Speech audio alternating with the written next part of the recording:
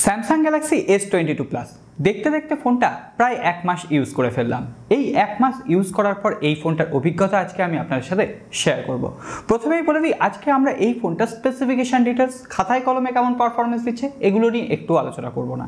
Specification কী ছিল, খাতায় কলমে কেমন পারফরমেন্স দিয়েছে, ফার্স্ট ইমপ্রেশনে কেমন মনে হয়েছিল ফোনটা, এই সমস্ত কিছু নিয়ে অলরেডি এক মাস আগে একটা ভিডিও এসেছিল।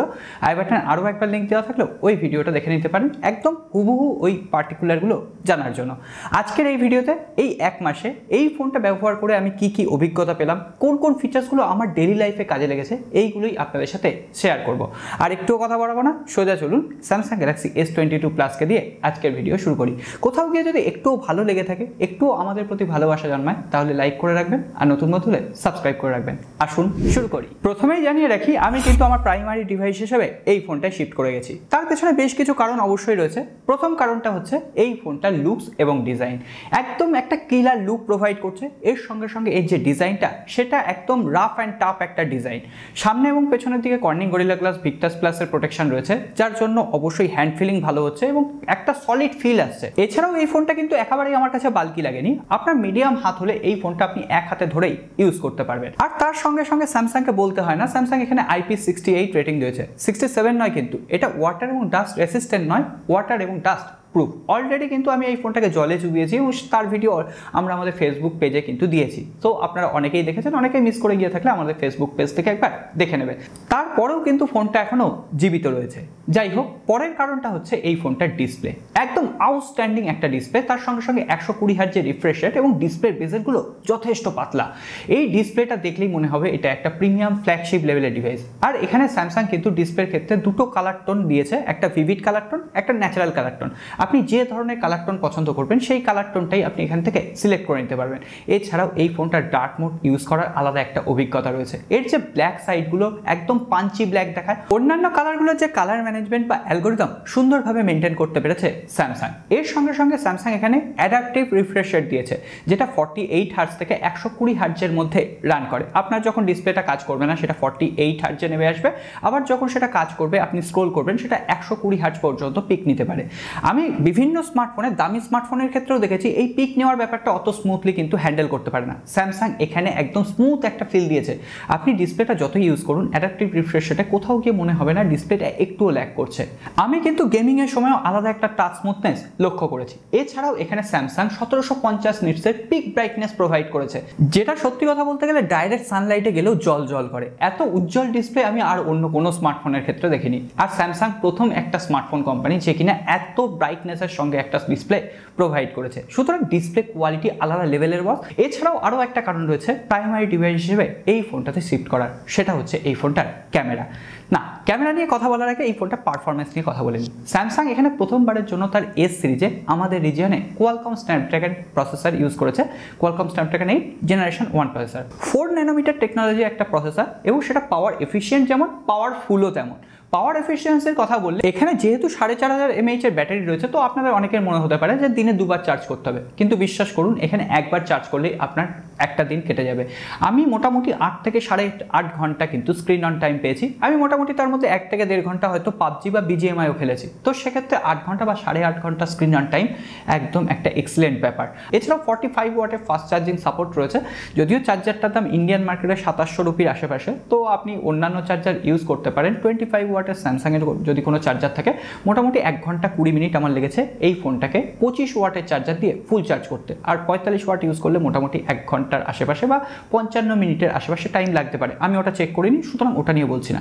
ব্যাটারি এবং চার্জিং টাইমটা আমি অলরেডি বলে দিলাম। এছাড়া পারফরমেন্স, এখানে পারফরমেন্সের কথা বললে আমি ডেলি লাইফে যত অ্যাপ্লিকেশন ইউজ করেছি, কোনো জায়গায় কোনো রকম ল্যাগ পাইনি, কোনো অ্যাপ্লিকেশন ক্র্যাশ করেনি। এছাড়াও এখানে পারফরমেন্স মোডে আপনি 3টে মোড পেয়ে যাবেন। এখানে যে ডিভাইস কেয়ার অপশান রয়েছে, সেখানে ব্যাটারির অপশানে গিয়ে আপনি প্রসেসিং স্পিড বলে 3টে অপশান পাবেন। একটা অপটিমাইজ, একটা হাই পারফরমেন্স, একটা ম্যাক্সিমাম পারফরমেন্স। ধরুন আপনি গেম খেলছেন, তখন আপনি এখানে ম্যাক্সিমাম পারফরমেন্সটা সিলেক্ট করে নিতে পারেন, তাহলে ব্যাটারি ড্রেন একটু বেশি হবে এবং সেক্ষেত্রে আপনার পারফরমেন্স বুস্ট অনেকটা দেখতে পাবেন। কিন্তু আমার সেই পারফরমেন্স বুস্টের একটুও দরকার পড়েনি। আমি সবসময় অপটিমাইজ মোডে চালিয়েছি, যেখানে ব্যাটারি ড্রেন অনেকটা বেঁচে গেছে এবং পারফরমেন্সটাও যথেষ্ট স্টেবল ছিল। আমি গেমিং পারফরমেন্সের কথা বললে BGMI বা পাবজি স্মুথলি হ্যান্ডেল করা যায়, যে কোনো গেম স্মুথলি হ্যান্ডেল করা যায়। যায় সেক্ষেত্রে কোনো রকম অসুবিধা হয়নি, হালকা ফুলকা ফ্রেম ড্রপ পর্যন্তও আমি পাইনি। এছাড়াও র্যাম ম্যানেজমেন্টও যথেষ্ট বেটার ছিল। এছাড়াও গেমিংয়ের সময় হ্যাপটিক ফিডব্যাকটাও কিন্তু ফ্ল্যাগশিপ ক্যাটাগরি ছিল। ওই ভাইব্রেশন একটা ফিল হয় যে ফিলটা দারুণ লাগে, এই ফিলটার অনুভব আমি আপনাদের সাথে শেয়ার করতে পারবো না। যাই হোক, হার্ডওয়্যারের পাশাপাশি সফটওয়্যার লেভেলেও কিন্তু স্যামসাং মাত করে দিয়েছে। এখানে স্যামসাং অলরেডি প্রমিস করেছে 4 বছর অপারেটিং সিস্টেম আপডেট অর্থাৎ অ্যান্ড্রয়েড 16 পর্যন্ত আপডেট পাবেন এবং 5 বছর পর্যন্ত সিকিউরিটি প্যাচ লেভেলের আপডেট পাবেন। আমি সফটওয়্যারের ক্ষেত্রে কয়েকটা কথা বলতে চাই। এখানে প্রয়োজনীয় বেশ কিছু ফিচার্স রয়েছে, যার মধ্যে প্রথম প্রয়োজনীয় ফিচার্স আমার মনে হচ্ছে সিকিউর ফোল্ডার। ধরুন আমার একটা পার্সোনাল লাইফ আছে, একটা বিজনেস লাইফ আছে, আমি বিজনেস লাইফের সঙ্গে পার্সোনাল লাইফটাকে কখনোই অ্যাটাচ করতে চাই না। আমি বিজনেসের যে প্রোফাইলগুলো রয়েছে সেগুলো কিন্তু আমি সিকিউর ফোল্ডারের মধ্যে লক করে রাখছি, যাতে কেউ সেগুলো দেখতে না পায়, এমনকি মেলটাও লক হয়ে যাচ্ছে। এছাড়াও তার থেকেও বড় কথা, আপনি সিকিউর ফোল্ডারটাকেও আপনি নোটিফিকেশন প্যানেল থেকে হাইড করতে পারবেন। অর্থাৎ আপনি যখন মেনুটা সোয়াইপ করবেন সেখানে সিকিউর ফোল্ডারটাও আর দেখা যাবে না। অর্থাৎ আপনি যদি কিছু পার্সোনাল ডকুমেন্ট বা পার্সোনাল কোনো অ্যাপ্লিকেশন সিকিউর ফোল্ডারের মধ্যে রেখে দেন, তাহলে কারোর বাবার ক্ষমতা নেই ওইটাকে ট্র্যাক করে বা খুঁজে পায়। এবং তার সঙ্গে সঙ্গে নক সিকিউরিটি সাপোর্ট রয়েছে। আর স্যামসাংয়ের এই ফ্ল্যাগশিপ ক্যাটাগরির ফোনগুলোতে নক সিকিউরিটি সফটওয়্যারের ওপর বেস থাকে না, সেটা হার্ডওয়্যারের ওপর বেস থাকে। ধরুন কোনো হ্যাকার আপনার ফোনটাকে হ্যাক করতে গেল, তাহলে শুধুমাত্র তার সফটওয়্যার হ্যাক করলেই হবে না, সফটওয়্যার দিয়ে ওই হার্ডওয়্যারটাকে অকেজো করতে হবে, তবে সে আপনার ওই ফোনের বা ডেটার নাগালগুলো পাবে। এছাড়াও শুধুমাত্র সেকেন্ডারি স্পেস বা এই সিকিউর স্পেসে যে আপনি ডেটাগুলো বা আপনার গ্যালারির ছবি রাখতে পারবেন এমনটা না, সিকিউর প্লেসে বিভিন্ন ধরনের অ্যাপ্লিকেশন আপনি রেখে দিতে পারবেন। আপনার হয়তো হোয়াটসঅ্যাপ দরকার রয়েছে, আপনি এখানে ডুয়েল হোয়াটসঅ্যাপ ইউজ করতে পারবেন, প্লাস সিকিউর ফোল্ডারের মধ্যেও আবার একটা হোয়াটসঅ্যাপ ইউজ করতে পারবেন। সুতরাং বুঝতে পারছেন, একটা ফোনে 3টে হোয়াটসঅ্যাপ। সিকিউর ফোল্ডারটা মোটামুটি একটা সেকেন্ড স্পেস হিসেবে কাজ করছে, আপনার মোবাইলের ভেতর আর একটা মোবাইল ক্রিয়েট হয়ে যাচ্ছে, যে ফিচার্সটা আপনার ডেইলি লাইফে কখনো কখনো লাইফ সেভার হতে পারে। এছাড়াও আরও একটা ফিচার্স আমি ইউজ করছি, এখানে দেখুন ডবল ট্যাপ করব এবং সঙ্গে সঙ্গে এখানে আমার সিকিউর ফোল্ডারটা খুলে যাবে। অর্থাৎ ডবল ট্যাপে পাওয়ার বাটনটা ডবল ট্যাপ করলে আমি কোনো একটা অ্যাপ্লিকেশনকে যদি সেখানে অ্যালাইন করতে চাই, সেই ধরনের সূক্ষ্ম সূক্ষ্ম অপশানগুলো এখানে রয়েছে। আরও একটা কারণে আমি এই ফোনটাকে বেছে নিয়েছি, ধারণা সেন্সার। এখানে ইন ডিসপ্লে ফিঙ্গারপ্রিন্ট সেন্সার দেওয়া হয়েছে। আমার হাতে হালকা ফুলকা ঘাম হয়, তার জন্য কোনো ফিঙ্গারপ্রিন্ট সেন্সারে কোনো ফোনেই আমার ঠিকভাবে কাজ করতে চায় না। কিন্তু এখানে স্যামসাং যে ফিঙ্গারপ্রিন্ট সেন্সারটা, আলট্রাসনিক ফিঙ্গারপ্রিন্ট সেন্সার, একটা ভারী নাম দিয়ে দিয়েছে, কিন্তু এই ফিঙ্গারপ্রিন্ট সেন্সারটা যথেষ্ট ফাস্ট এবং যথেষ্ট রিলায়েবল। হাতে হালকা জল থাকলেও সেই ফিঙ্গারপ্রিন্ট সেন্সারটা কাজ করে যায়। তবে একটা কথা বলবো, এখানে যদি আপনি নর্মাল ওই 100 টাকা দামের গ্লাস প্রোটেক্টর লাগান না, সেই ফিঙ্গারপ্রিন্ট সেন্সারটা কাজ করবে না। হ্যাঁ, ফ্ল্যাগশিপ লেভেলের ফোন, ফ্ল্যাগশিপ লেভেলের স্ক্রিন প্রোটেক্টর আপনাকে লাগাতে হবে, ইউভি গ্লাস প্রোটেক্টর লাগাতে হবে, যেটার দাম মোটামুটি 700 বা 800 রুপি। এমনকি স্যামসাংয়ের নিজস্ব স্ক্রিন প্রোটেক্টর ইউজ করতে পারেন, যেটার দামও প্রায় 800 রুপির আশেপাশে। নর্মাল গ্লাস প্রোটেকশনের সঙ্গে আমরা ফিঙ্গারপ্রিন্ট সেন্সার কাজ করবে না, এবং ফেস আনলক সেটাও যথেষ্ট সিকিউর ছিল। সবশেষে আরও একটা কারণে কিন্তু আমি এই ফোনটাতে শিফট হয়েছি, সেটা হচ্ছে এই ফোনটার ক্যামেরা। আপনি এখন আমাকে দেখছেন এই ফোনটার ক্যামেরা দিয়ে, অর্থাৎ স্যামসাং গ্যালাক্সি S22 প্লাসের ফ্রন্ট ক্যামেরা দিয়ে, এবং সেখানেও 4K 60 FPS এ ভিডিও রেকর্ড করা যায়, এবং ব্যাক ক্যামেরা দিয়েও আপনি 4K 60 FPS এ ভিডিও শ্যুট করতে পারবেন। এছাড়াও OIS এর সাপোর্ট রয়েছে। সো এর ক্যামেরা কেমন কাজ করছে প্রথমেই বলে দিই, আমরা আমাদের ফেসবুক গ্রুপে, ফেসবুক পেজে কিন্তু এই ফোনটা দিয়ে অনেক ছবি তুলেছি, সেই ছবিগুলো অলরেডি পোস্ট করেছি। এমনকি অনেকেই আমাকে সেখানে জিজ্ঞেস করছেন, দাদা এটা DSLR এ তোলা হয়েছে? হ্যাঁ, এটাই হচ্ছে এই ছবিগুলোর উদাহরণ। এছাড়াও আমি বেশ কিছু ইমেজ স্যাম্পল এখানে অ্যাটাচ করে দিচ্ছি। এছাড়াও আপনারা চাইলে আরও ইমেজ আমি তুলেছি, যেগুলো আমি ফেসবুক গ্রুপে পোস্ট করব। আপনি এই ফোনটা থেকে শিওর থাকতে পারেন যে কোনো লাইটিং কন্ডিশন হতে পারে, সেটা ডে লাইট হোক, সেটা ডাইরেক্ট সানলাইট হোক, বা লো লাইট হোক, বা আর্টিফিশিয়াল লাইট হোক, আপনি একদম সুন্দর 100% অ্যাকুরেট একটা ছবি পাবেন, যে ছবিটা লোকের পছন্দ হবে এবং যে ছবিটা অ্যাকুরেট হবে।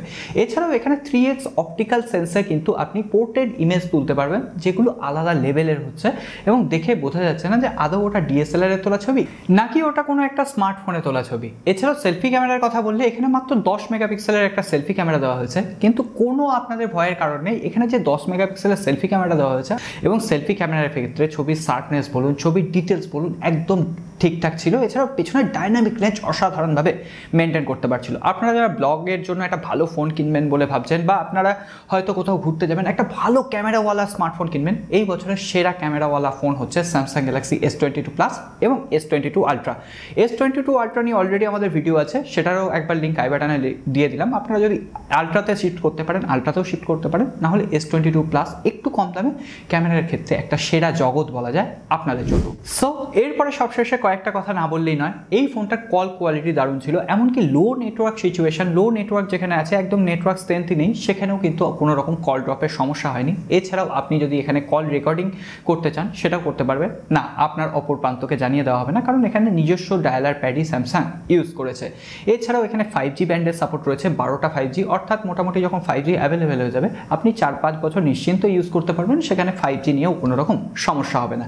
এছাড়াও এখানে অলওয়েজ অন ডিসপ্লে ফিচার্স রয়েছে, যেটা যারা ব্যবহার করেন তারা জানেন এর মাধুর্যতা কোথায়। সো বন্ধুরা, এই ফোনটাকে নিয়ে আর বেশি কথা বাড়াচ্ছি না, অলরেডি 1 মাস ইউজ করা হয়ে গেছে, সেই এক্সপিরিয়েন্সটাই আমি এই ভিডিওতে আপনাদের সাথে শেয়ার করলাম। এছাড়াও এই ফোনটা আরও খুঁটিনাটি অনেক কিছু আছে যেগুলো আমি আমাদের প্রথম ভিডিওতে অলরেডি শেয়ার করেছি।